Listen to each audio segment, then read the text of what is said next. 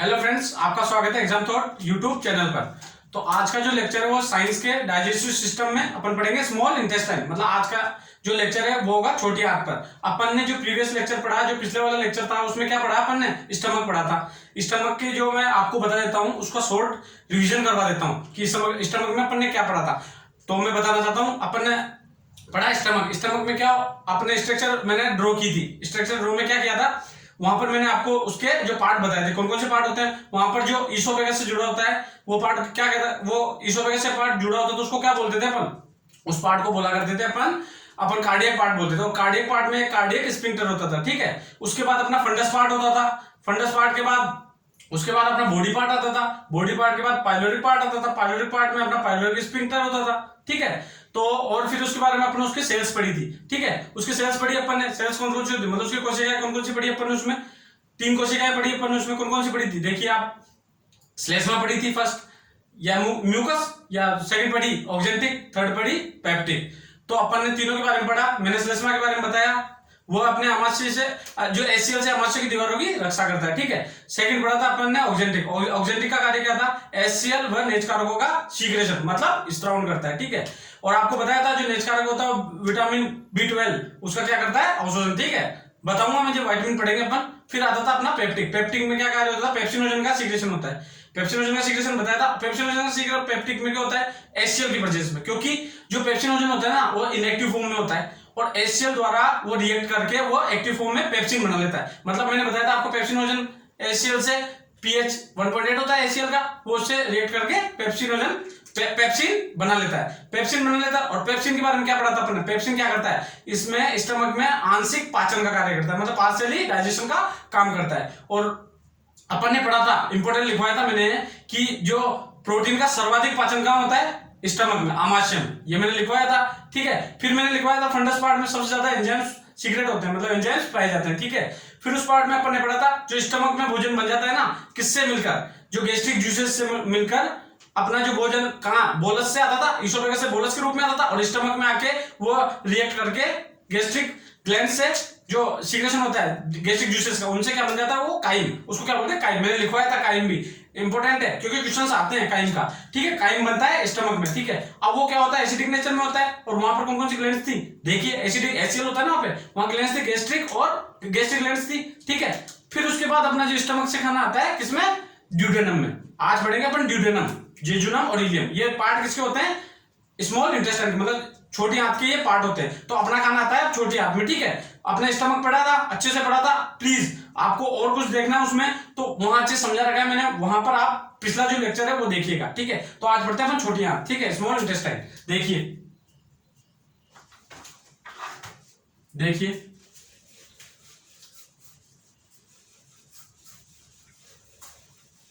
मैंने short revision करवा दिया है। अब आप प्लीज एक बार वीडियो देखोगे ना तो आपको लर्न हो जाएगा, ठीक है। तो आज पढ़ते हैं छोटी आंत। छोटी आंत, स्मॉल इंटेस्टाइन, ठीक है। देखिए क्या होता है छोटी आंत में।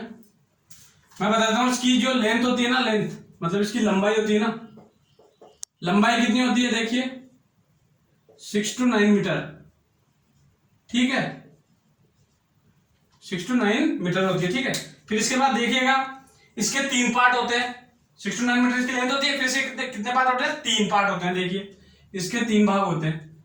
इसके 3 भाग होते हैं, ठीक है। मैं लिख देता हूं 1 by 1। फर्स्ट होता है ड्यूडेनम,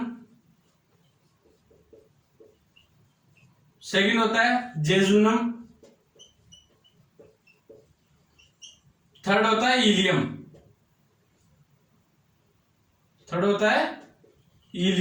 ठीक है। तो अपन इनको अनवाय में पढ़ेंगे। अपना खाना किसमें आता है? स्टमक से आ जाता है। किसमें आ जाता है? स्मॉल इंटेस्टाइन में। तो मैं आपको ड्यूडेनम में बताऊंगा खाना आता है किस फॉर्म में आता है खाना, फिर यहां पर आके किस फॉर्म में चेंज हो जाता है, ठीक है। अपन पढ़ते हैं फर्स्ट ड्यूडेनम, क्योंकि स्मॉल इंटेस्टाइन का पार्ट है तो अपन पढ़ते हैं फर्स्ट ड्यूडेनम, ठीक है। खाना अपना है स्टमक से आ गया छोटी आंत में। अब छोटी आंत में आए बाद अब क्या होता है खाने के साथ, ठीक है, देखिएगा। आइए फर्स्ट पढ़ते हैं अपन ड्यूडेनम। तो मैं इसको इरेज करता हूं, आप इसका स्क्रीनशॉट लीजिए, देखिए, ठीक है। अब पढ़ते हैं अपन ड्यूडेनम।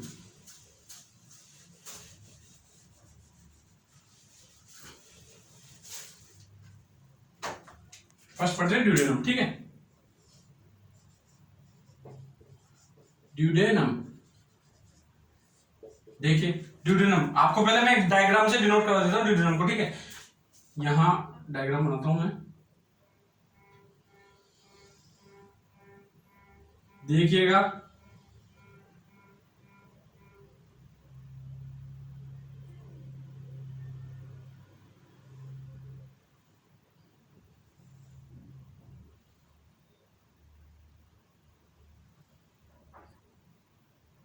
मैंने आपको स्टमक बताया, ये स्टमक है, ठीक है, स्टमक है। इसके बाद यहां से अपना ये इसोफेगस है, इसको बोलते हैं कृषिका, ठीक है। ये स्टमक है, इसको बोलते हैं अमाशय, ठीक है। फिर ये जो पार्ट इससे जुड़ा होता है ना, ये स्टमक से, इसको बोलते हैं ड्यूडेनम, ठीक है। तो अपना खाना आता था यहां से, आता था बकल केविटी से। किसमें खाना आता था? बोलस। बोलस किससे बनता था? मैंने बताया था आपको, बोलस किससे बनता है? भोजन प्लस लार जब मिल जाती है और बकल केविटी में जब उसका मतलब मिक्सअप हो जाती है, उसको बोलते हैं बोलस। तो बोलस फॉर्म में खाना आता था यहां से किस फॉर्म में आता था? बोलस आता है, बोलस आता है, ठीक है। बोलस यहां से आ गया। अब यहां से जो यहां एचसीएल प्रेजेंस होता है, ठीक है, एचसीएल प्रेजेंस होता है यहां पे, और यहां पर क्या बनता है? काइम, काइम बन जाता है, ठीक है, देखिएगा। तो यहां पर खाना किस रूप में आता है? काइम के रूप में, काइम, ठीक है। याद रखिएगा, क्वेश्चन है इंपॉर्टेंट काइम का, मैंने लिखवा दिया है पिछले लेक्चर में, ठीक है। यहां से खाना आता है काइम में, ठीक है। मैंने स्टमक के बारे में बता दिया आपको शॉर्टली। अब आते हैं अपन इसमें। तो अपना खाना जब इसमें आता है ना, तो यहां पर मैं आपको बताना चाहता हूं कुछ, ये देखिएगा, स्ट्रक्चर बता देता हूं, फिर आपको इसको वन बाय वन समझा दूंगा, ठीक है, देखिएगा।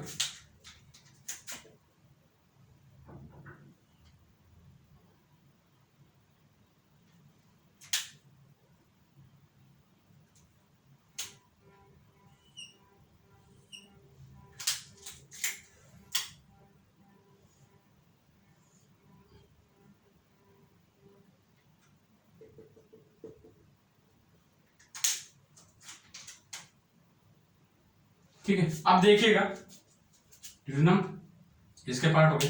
खाना आता है अपना किसे? स्टमक से। अब स्टमक से खाना आता है एसिडिक फॉर्म में, यहां लिख देता हूं, एसिडिक फॉर्म में आता है, काइम आता है।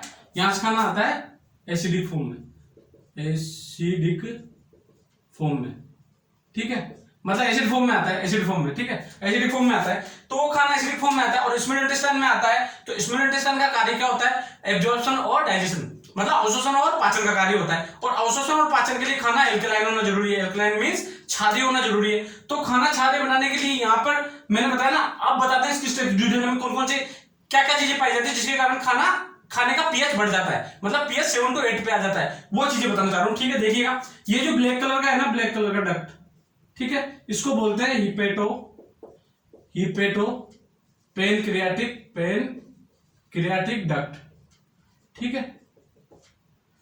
जो ब्लू कलर का है ना, उसको बोलते हैं बाइल डक्ट। समझाऊंगा इनको क्या क्या इनसे आते, इनसे क्या आते हैं? बाइल डक्ट, ठीक है। जो रेड कलर का है वो है पेनक्रियाटिक डक्ट, पेनक्रियाटिक डक्ट, ठीक है। ये जो है ड्यूडेनम है, यहां पर कौन कौन से किसके अभी बताऊंगा आपको इसका प्रोसेसिंग। यहां है बाइल जूस और पेनक्रियाटिक जूस मिक्सअप होते हैं। ये जो इसकी जो यहां पर कौन से जूस पाए जाते हैं? इंटेस्टिनियल, मतलब आतरस टीनियल जूस, आतरस, ठीक है, ठीक है। और ये जो यहां पर होते हैं कौन कौन से होते हैं? बाइल जूस और कौन सा होता है? Pancreatic juice. आप समझिए इसकी स्ट्रक्चर को। खाना आया, एसिडिक फॉर्म में आया, और यहां पर क्या पाया जाता है? बाइल जूस, पेनक्रियाटिक जूस और इंटेस्टिनल जूस, मतलब आतरस।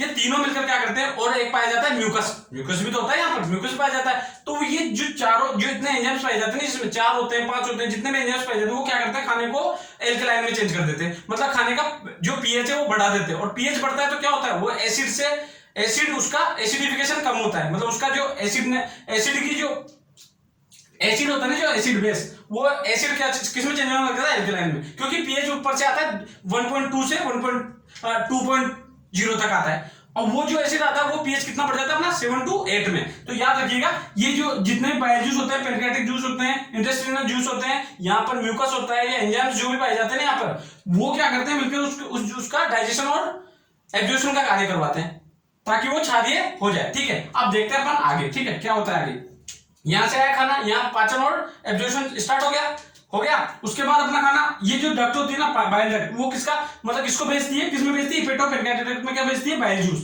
ये होता है बाइल जूस, यहाँ पर बाइल जूस होता है। ठीक है, और ये जो पैनक्रियाटिक डक्ट है वो पैनक्रियाटिक जूस भेजती है। ठीक है, और फिर ये दोनों जूस मिलकर किसमें आते हैं, हेपेटो पैनक्रियाटिक डक्ट में, और ये हेपेटो पैनक्रियाटिक डक्ट किसमें भेज देती है, ड्यूडेनम में भेज देती है। ठीक है, समझ में आ गया आपको।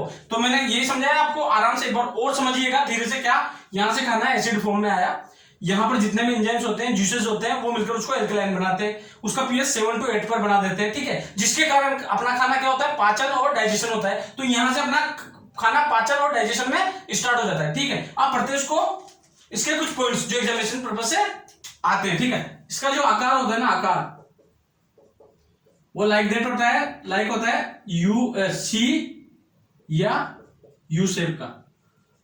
ठीक है, इसकी जो लंबाई होती है ना, वो होती है 10 इंच। ठीक है, 10 इसकी लंबाई होती है। और यहां पर ही ब्रूनर ग्लैंड, मतलब जो ब्रूनर ग्लैंड्स पाई जाती है, ब्रूनर ग्रंथियां पाई जाती है, यहां पर ड्यूडेनम, यहां पर ब्रूनर। क्वेश्चन पूछा जाता है ब्रूनर ग्रंथियां कहां पाई जाती है, ब्रूनर ग्रंथियां पाई जाती है। ठीक है, ठीक है, और यहां पर पाचन स्टार्ट हुआ। इसके बाद जो मेन पार्ट आता है ना इसका, जेजुनम, इसका जो पार्ट आता है अब जेजुनम, यहां पर खाना डाइजेशन हुआ, कुछ होना था, कुछ अवशोषण हुआ। ठीक है, उसके बाद खाना अपना कहा जाता है जेजुनम में, और जेजुनम में सर्वाधिक पाचन होता है। मैंने बताया जेजुनम पार्ट इंटेस्टाइन का ऐसा पार्ट है जहां पर सर्वाधिक पाचन होता है। ठीक है, तो अपन पढ़ते हैं अब जेजुनम, इसका स्क्रीनशॉट लीजिएगा, ये समझ में आया होगा आपको। ठीक है, देखते हैं आगे। देखिए जेजुनम पढ़ते हैं, और जेजुनम से क्वेश्चन मतलब यह है कि हर एग्जामिनेशन में क्वेश्चन मिलेगा आपको जेजुनम के, क्योंकि जेजुनम के पार्ट से क्वेश्चन आते हैं। ठीक है, देखिएगा, देखो अपन पढ़ते हैं सेकंड जेजुनम, जेजुनम, जेजुनम। देखिए इसके पॉइंट लिखवाता हूं, पॉइंट सी क्वेश्चन से, इसके ध्यान रखना, पॉइंट सी क्वेश्चन से नोट में डालिएगा। क्या होता है जेजुनम, देखो इसकी लंबाई कितनी होती है, 2.5 मीटर। लंबाई हमेशा इंटेस्टाइन मतलब आंत की जो मतलब आंतों की जो लंबाई है ना वो वेरी करती है। जिसकी हाइट बड़ी होती है ना उसकी आंतें बड़ी होती है, जिसकी हाइट कम होती है उसकी आंतें छोटी होती है। ठीक है, तो ये वेरी करती है ना। ठीक है, यहां पर लंबाई 2.5 मीटर होती है। अब यहां पर देखिए, यहां पर इंपॉर्टेंट, ये इंपॉर्टेंट है पॉइंट, यहां पर सर्वाधिक पाचन होता है। ठीक है, पाचन होता है, मतलब बॉडी के सबसे अत्यधिक सबसे ज्यादा पाचन कहां होता है, डाइजेशन कहां होता है, जेजुनम में। ठीक है, ये क्वेश्चन आता है सर्वाधिक पाचन किस जगह होता है, वो होता है जेजुनम में। ठीक है, फिर देखिए पाचन होता है। अब पाचन होता है तो यहां पर क्या पाया जाता है, देखिए यहां पर गोबलेट सेल पाई जाती है, गोबलेट कोशिका, कोशिका पाई जाती है। ठीक है, जो है ना श्लेष्मा, समझाऊंगा अभी, श्लेष्मा या म्यूकस का सीक्रेशन करती है, मतलब स्त्रावण करती है, स्त्रावण करती है। जो है ना आंत रस के साथ मिलकर, आंत रस मैंने समझा दिए, श्लेष्मा समझा दिया, आंत रस बता दिया, पाए जाते हैं किसमें, स्मॉल इंटेस्टाइन में। ठीक है, आंत रस के साथ मिलकर इंपॉर्टेंट मिलकर क्या बनाती है, सकस, देखिएगा ये इंपॉर्टेंट है, सकस एंटेरोकेसिस, याद रखिएगा, इंपॉर्टेंट बताया मैंने आपको तो इंपॉर्टेंट है ये एग्जामिनेशन में पूछा जाता है कि सकस एंटेरोकेसिस किससे मिलकर बना होता है। तो मैं इसको शॉर्ट में कैसे लिखवा दूं, देखिए आप, समझाऊंगा अभी। सकस एंटेरोकेसिस का कार्य क्या होता है, पाचन का कार्य कराता है ये, ठीक है, पाचन का कार्य कराता है, पाचन होता है यहाँ पे, ये पाचन का कार्य कराता है। तो मैं लिख देता हूं एक बार, श्लेष्मा प्लस आंत्रस मिलकर क्या बनाते हैं, सकस एंटेरोकेसिस, सकस एंटेरोकेसिस बनाते, ठीक है। ये शॉर्ट में लिख दिया मैंने, आपको याद होना चाहिए क्योंकि ये क्वेश्चंस हैं, मैंने आपको बताया ना ये क्वेश्चंस है, ठीक है।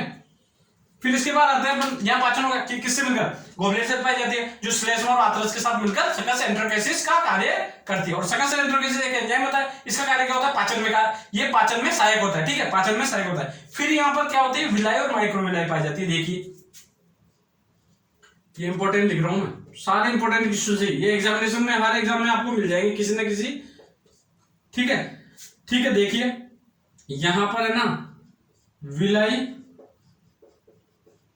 और माइक्रोविलाई, माइक्रोविलाई पाई जाती है,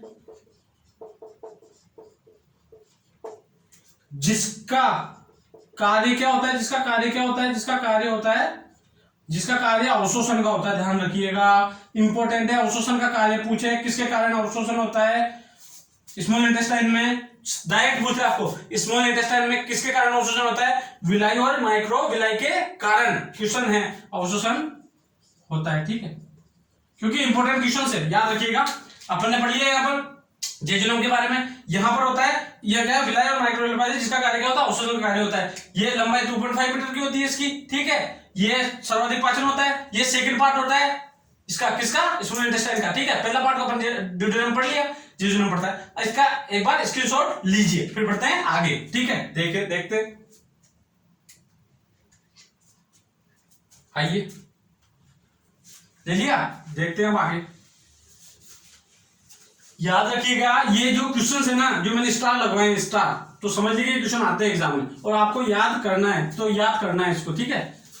मतलब अच्छे से, कोई इशू नहीं, ज्यादा लोड नहीं लेना, आराम से कम पढ़ाना है। मैं कहना मैं कम पढ़ाऊंगा और कम पढ़ाने में आपको सारा याद करा दूंगा, क्योंकि कम पढ़ते पढ़ते आपको बहुत कुछ याद हो जाएगा, कम पढ़ते पढ़ते ही बहुत ज्यादा याद होता है, अचानक से ज्यादा पढ़ने से याद नहीं होता, ठीक है। फिर पढ़ते हैं अपन थर्ड पार्ट, इलियम।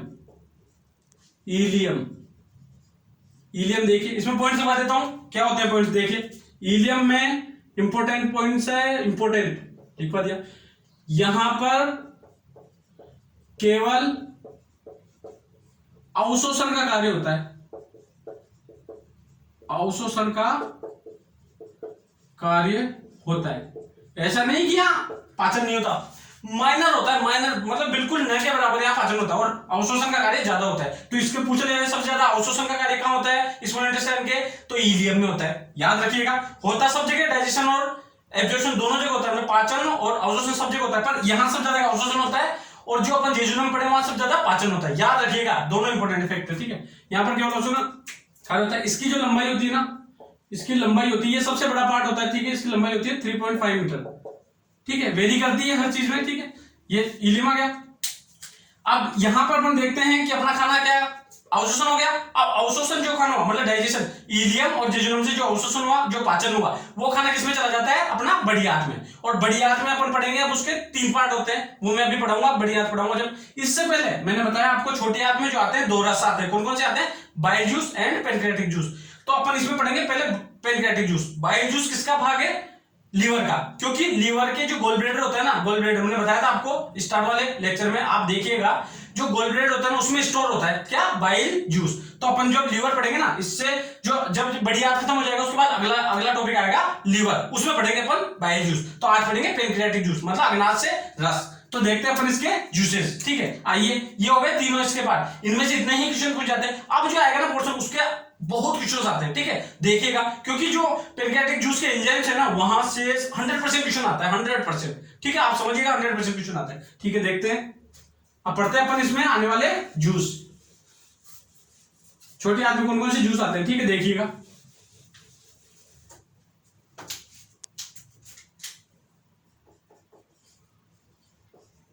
छोटी आंत में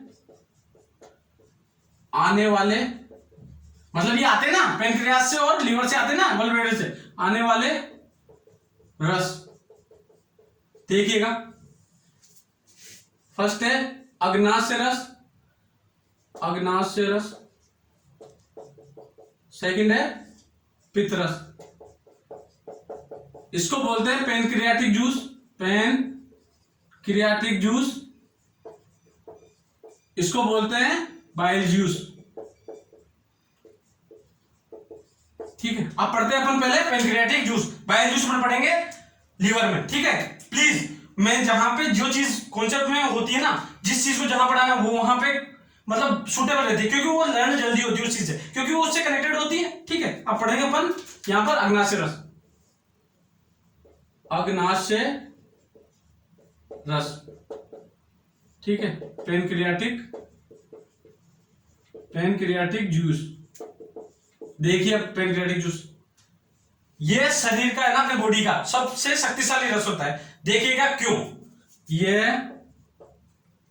शरीर में सबसे शक्तिशाली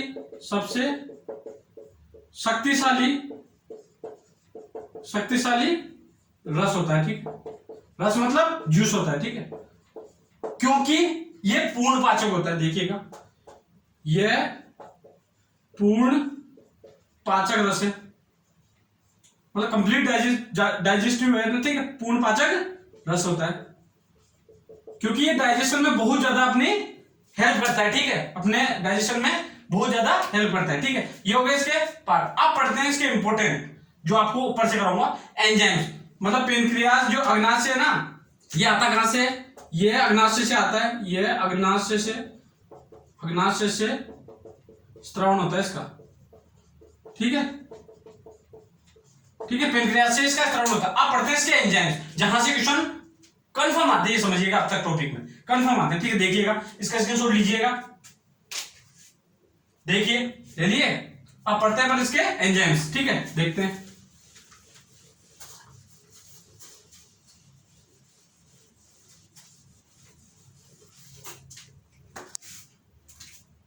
इसके पढ़ते हैं अपन एंजाइम्स, ठीक है। देखो, अग्नाशय रस के एंजाइम, मतलब इसमें पाए जाने वाले एंजाइम, देखिए कौन कौन से होते हैं। कंप्लीट यहां से क्वेश्चन आता है। फर्स्ट में लिखता हूं, देखिएगा, फर्स्ट लिख रहा हूं, देखिए,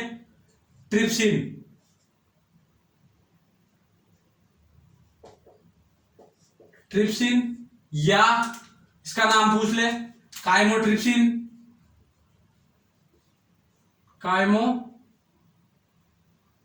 काइमोट्रिप्सिन, या इसका नाम पूछ ले, एंटेरोकाइनेज।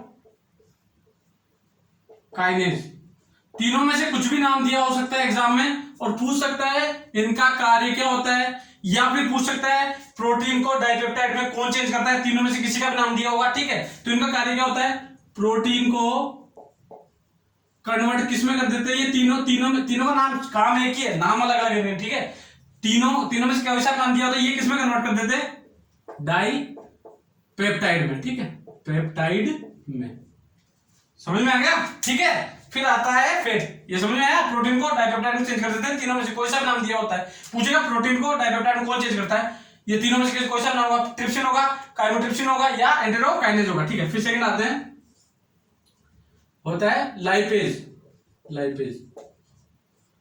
का कार्य देखिए, जो वसा होती है ना, वसा मतलब फैट में लाइपेज क्या करता है, किस में कन्वर्ट कर देता है, लाइपेज, वसा को वसीय अम्ल प्लस ग्लिसरॉल में, ठीक है, याद रखिएगा। फिर इसके बाद आते हैं, सेकंड हो गया, थर्ड देखते हैं, एमाइलेज का कार्य देखिए क्या होता है। जो कार्य अपना बकल कैविटी में किसका कार्य होता था, टाइलिन का, वही कार्य एमाइलेज करता है। टाइलिन का जो बकल कैविटी में कार्य करता है वही एमाइलेज करता है। मैं लिख के बताता हूँ क्या, कि देखो स्टार्च को, ये ना स्टार्च को किसमें कन्वर्ट कर देता है, माल्टोज में, माल्टोज। और स्टार्च मैंने क्या बताया आपको, ये होती है, स्टार्च होता है मतलब पॉली सेकेराइड, फॉर्म में होता है सेकेराइड, ठीक है। ये होता है डाई सेकेराइड।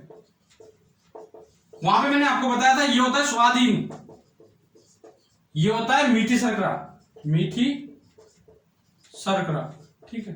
क्योंकि वहां पे टाइलिन में क्या होता था, अपने जो स्वादहीन को मीठे में चेंज कर देता था, कौन करता था, टाइलिन। यहां करता है एमाइलेज, एमाइलेज, ठीक है। तो ये समझ में आया होगा, सेम कार्य है। वहां पे 30% ही उसका पाचन होता था, यहाँ पे आगे कंप्लीट पाचन होता है, क्योंकि छोटी आंत में ही सारा पाचन होता है, ठीक है। देखिएगा इसका स्क्रीनशॉट लीजिए, आगे बढ़ते हैं। फिर देखिए आते हैं अब आगे। अब आते हैं नंबर 4 पर, कौन सा है देखिए, 4 पर आता है सुक्रेज। सुक्रेज का क्या कार्य होता है देखिए, 4 पर आता है सुक्रेज।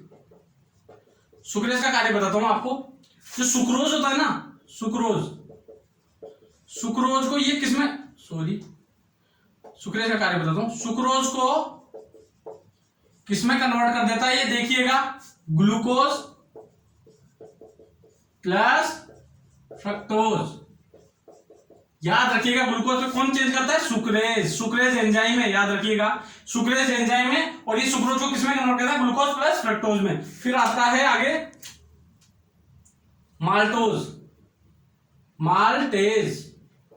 और ये माल्टेज का कार्य क्या है देखिए, जो माल्टोज होता है ना, माल्टोज, उसको किसमें कन्वर्ट कर देता है, ये माल्टेज, माल्टेज किसमें कन्वर्ट कर देता है, ग्लूकोज प्लस ग्लूकोज। याद रखिएगा, इंपॉर्टेंट है, ये सारे इंपॉर्टेंट लिखवा रहा हूं मैं आपसे, ध्यान रखिए, इनमें से क्वेश्चन आएगा, कंफर्म आएगा। फिर आता है 6 पे लैक्टेज। लैक्टेज का कार्य क्या होता है देखिए, जो लैक्टोज होता है ना, लैक्टोज, लैक्टोज को किसमें कन्वर्ट कर देता है, लैक्टेज, लैक्टेज, ठीक है, किसमें कन्वर्ट कर देता है देखिए, ग्लूकोज प्लस ग्लैक्टोज, मतलब इसको बोलते हैं ब्रेन शुगर, ठीक है, याद रखिएगा। फिर आता है अपना नेक्स्ट 7, जो लास्ट होता है इसका, वो क्या होता है, न्यूक्लियेज, न्यूक्लियेज। न्यूक्लियस का कार्य देखिए, जो न्यूक्लियस क्या कार्य करता है देखो,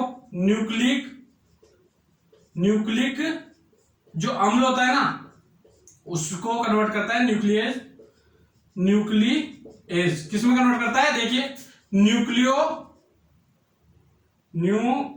न्यूक्लियोटाइड में, ठीक है। और ये न्यूक्लियोटाइड किसमें कन्वर्ट हो जाता है, न्यूक्लियोसाइट में, न्यूक्लियोसाइट में, ठीक है। ये इसके एंजाइम्स होते हैं, याद रखिएगा, और इनसे क्वेश्चन आते हैं, ठीक है। मैं स्टार लगा देता हूं सबको, ये याद करना है। अपन ने पढ़ा सुक्रेज पढ़ लिया, माल्टेज पढ़ लिया, लैक्टेज पढ़ लिया और न्यूक्लियस पढ़ लिया, ठीक है। अब पढ़ते हैं अपन बढ़िया, ये इसके एंजाइम्स हो गए। जो बाइल जूस है वो पढ़ेंगे अपन लीवर में, ठीक है। पढ़ते हैं बढ़िया, देखिए बढ़िया में केवल आपको पॉइंट्स याद करना है और कुछ ही याद नहीं करना, ठीक है। बढ़िया याद करना, कार्य होता है केवल वहां पे अवशोषण का कार्य होता है, बस ये याद रखिएगा, अवशोषण का कार्य होता है। और उसके कौन कौन से पार्ट आते हैं, 3, वो मैं बताते दिखवा देता हूँ, 3 पार्ट होते हैं, ठीक है। बड़ी आंत, बड़ी आंत, देखिए बड़ी आंत में क्या है, लार्ज इंटेस्टाइन, ठीक है। देखिए क्या कार्य होता है बड़ी आंत का, केवल यहां अवशोषण का कार्य होता है, केवल अवशोषण का कार्य होता है। होता तो हल्का सा डाइजेशन का भी, पर अवशोषण का सबसे ज्यादा कार्य होता है, अवशोषण का कार्य होता है, ठीक है। इसके बाद होता है यहां पर, इसके 3 भाग होते हैं, 3 भाग होते हैं, कौन कौन से होते हैं देखिए, इसके 3 भाग होते हैं। 3 भाग में से देखो मैं लिखा देता हूं, फर्स्ट है सीकम, कोलन और रेक्टम। मैं समझा देता हूं, अपना खाना आता है, छोटी आंत आता है, उसमें कौन से फर्स्ट पार्ट कौन से में आता है, ड्यूडेनम में आता है, फिर जेजुनम में आता है खाना, फिर इलियम में आता है, इलियम में अब्जॉर्प्शन होकर अपना खाना किस में आता है, जो अनडाइजेस्टिव फूड होता है, मतलब जो खाना पचता नहीं है या जो अब्जॉर्प्शन के रूप में वो आता है अपना बड़ी आंत में, ठीक है। बड़ी आंत में खाना आने बाद यहां से खाना अपना मतलब अपन इसको सीक्रेट अपना बाहर निकालने के करते हैं, तो बाहर निकालने के लिए किसमें आता है, बड़ी आंत के पहले पार्ट कौन सा होता है, सीकम, ठीक है। फिर आता है कोलन में, उसके बाद खाना जाता है रेक्टम में और फिर एनस द्वारा बाहर निकाले जाता है। याद रखिएगा जो छोटी आंत का इलियम है, इलियम से क्या जुड़ा होता है, सीकम, सीकम में खाना एंटर करता है, ठीक है। यहाँ पर खाना अनडाइजेस्टिव होता है, अनडाइजेस्टिव मतलब वो पाचन नहीं होता, ठीक है, वो खाना अपने लिए यूजफुल नहीं होता, वो आता है सीकम में, ठीक है। और सीकम से क्या कनेक्ट होता है, देखिए सीकम से कनेक्ट एक चीज होती है अपेंडिक्स, जो मैंने आपको मेंशन करवाया था फर्स्ट वाले लेक्चर में, साइंस के फर्स्ट वाले लेक्चर में डायग्राम बनाया था, उसमें अपेंडिक्स करवाया था। तो अपेंडिक्स का बता देता हूं, इसका केवल 2 पॉइंट है। अपेंडिक्स, अपेंडिक्स का क्या रखें, ये अपेंडिक्स से क्या पता लगता है, ये अवशेष अंग, ध्यान रखिएगा, इसका कोई रोल नहीं है। कैसे कि अब जो ऑपरेशन होते हैं या फिर अपने पेट में दर्द होता है, डॉक्टर इसको निकाल दिया करते हैं, क्योंकि इसका कार्य नहीं है, अवशेषी अंग है, ठीक है। क्योंकि जो इससे क्या पता लगता है अपेंडिक्स से कि अपने पूर्वज है ना, वो घास खाया करते थे, मतलब घास, इट मींस सेल्यूलोज, घास को बोलते थे सेल्यूलोज, सेल्यूलोज खाया करते थे, खाया करते थे, ठीक है। इससे पता लगता है घास खाया करते थे। तो अपेंडिक्स में अवशेष है, इसका कोई रोल नहीं है, और अपने पूर्वज क्या है, घास खाया करते थे और अपना खाना अपना आ जाता है यहाँ अनडाइजेस्टिव फूड, और फिर अपना एनस द्वारा बाहर निकाला जाता था। तो सीकम में आता है, कोलन में आता है, रेक्टम में आता है। सीकम से क्या जुड़ा होता है, अपेंडिक्स, अपेंडिक्स के बारे में बताया, अवशेष अंग और पूर्वज घास खाया करते थे, इसका पता लगता है कि वहां अपना पाचन कहां होता था, अपेंडिक्स में होता था, इस कारण से लिखते हैं, ठीक है। तो आज के लेक्चर में मैंने इतना आपको पढ़ाया, नेक्स्ट लेक्चर में पढ़ेंगे लीवर के साथ, ठीक है। तो आज के लेक्चर के लिए थैंक यू सो मच, और मेरे चैनल को प्लीज लाइक, सब्सक्राइब और शेयर करिएगा, ठीक है। Thank you.